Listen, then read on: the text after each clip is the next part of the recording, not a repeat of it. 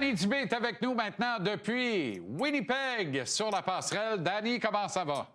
Ça va très bien. Bon bloc avec Félix, bravo. Très intéressant. Merci.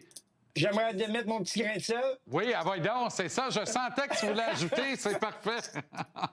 Non, mais écoute, je voulais te parler. Je vais te donner une raison pourquoi Nick Suzuki est si bon en avantage numérique. OK. Cette année, comparé à l'an passé. Il a changé de position.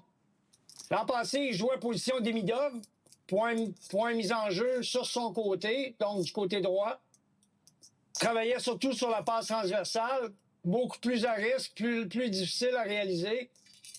Une seule cible pendant un certain temps, soit Cole Caulfield. Lorsque Laine est arrivé dans le décor, c'est lui qui avait la rondelle.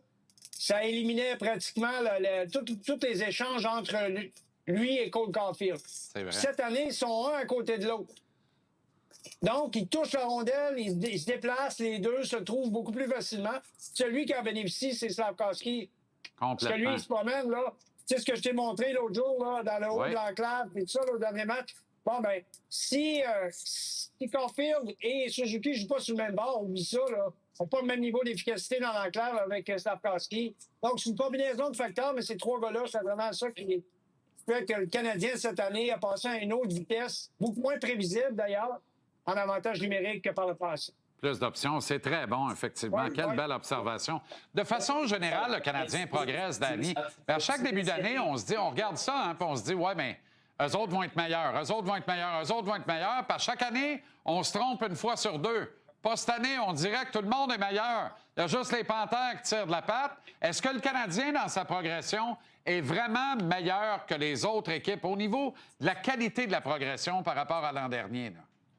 Absolument. Absolument. C'est phénoménal, la progression par rapport à l'an passé. Je commence en te disant que si tu prends, là, on va se faire un... Pardonnez-moi l'anglicisme, mais de bumper à bumper, OK? de la fin des Quatre Nations à la pause. Donc, la fin de la pause Quatre Nations, OK? Oui. Et jusqu'à aujourd'hui, donc, là. dernier match avant la pause des Jeux olympiques, le Canadien est la quatrième meilleure équipe dans la Ligue nationale et dans cette division est deuxième. Wow. Deuxième derrière rien de moins que le Lightning. Wow. Alors, tu sais, quand tu parles d'une progression fulgurante, c'en est une. 106 points. 106 points, c'est 646. Là, tu vois les meilleures équipes de la Ligue nationale, puis le Canadien est quatrième. Wow. Fait que là, arrêtons de dire que c'est peut-être un feu de paille, que les jeunes, etc. Non. Ils sont vraiment, en termes de progression, c'est vraiment fulgurant. Et cette progression avait commencé en dépit de l'absence de Demidov, qui, lui, est arrivé cette année. Kapanen est arrivé cette année. Donc, on a insufflé du talent cette année. Mais la progression avait quand même commencé. La fin de saison l'an dernier a été brûlante pour le Canadien.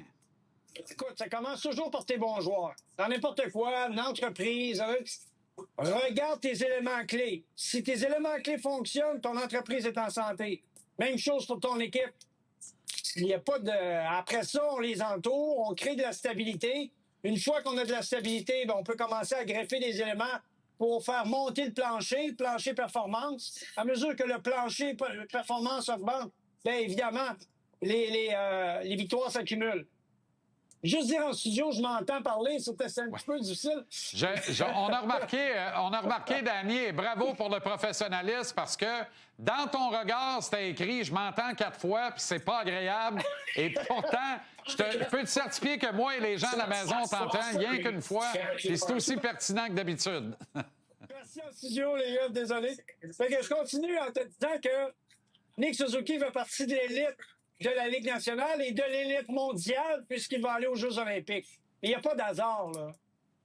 Les joueurs qui se comparent à lui, là, il n'y en a pas beaucoup qui ont 1 point, 2 points par match et plus 41. Plus 41. Aïe, aïe. Il est impeccable dans toutes les phases de jeu. Il rate pas de match, il est toujours au rendez-vous, c'est un métronome. Le capitaine du Canadien de Montréal, c'est l'inspiration de son équipe. Il bloque des tirs, il fait des replis défensifs, il joue défensivement. Il inspire ses coéquipiers. C'est une force tranquille au sein de l'équipe. Les gars comme ça ne court pas erreur. On est chanceux de l'avoir. Si l'équipe est en progression, c'est à cause de sa progression à lui. Regarde n'importe quelle équipe qui a pas un joueur de centre de cette envergure. C'est son premier trio. Puis évidemment, c'est toute l'équipe qui paye la note. La progression est moins rapide à ce moment-là.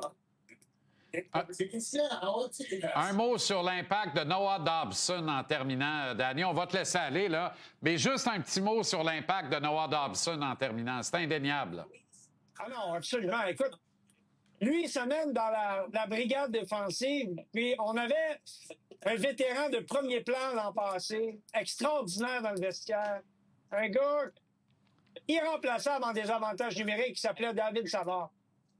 Mais là, on insère dans l'alignement une force de frappe, une force en attaque. C'est un autre genre de joueur. Je ne peux pas en train de comparer les deux. Mais ce qui nous donne, c'est qu'on a une brigade défensive, JC, avec 3 des meilleurs défenseurs offensivement dans toute la Ligue nationale sur les 50 premiers. Puis le dernier en bas, le Mike Matheson, il ne faudrait pas oublier une chose. C'est que ce gars-là, avec les missions défensives avec lesquelles il répond actuellement, d'avoir 34 points, d'être un différentiel positif, ou à la limite. Écoute, pour moi, il pourrait jouer aux Olympiques là, tellement. Ce gars-là est complet. Patineur exceptionnel, très bon défensivement, bien meilleure gestion de la rondelle depuis qu'il y a moins de pression de produire offensivement. Écoute, la progression du Canadien, c'est pas juste la question de l'équipe, mais c'est les joueurs clés, d'après moi, qu'on a énumérés là, dans les derniers instants, qui font la différence. C'est le cœur de ton équipe. Merci infiniment, Danny. Quel travail dans ces circonstances techniques pas évidentes. Bonne soirée, bon dernier match avant la pause. La beauté, c'est que tu as accepté de nous parler pendant la pause olympique. Ça va être formidable. On remettra ça de manière un petit peu plus audible pendant la pause. Salut, Danny. Salut.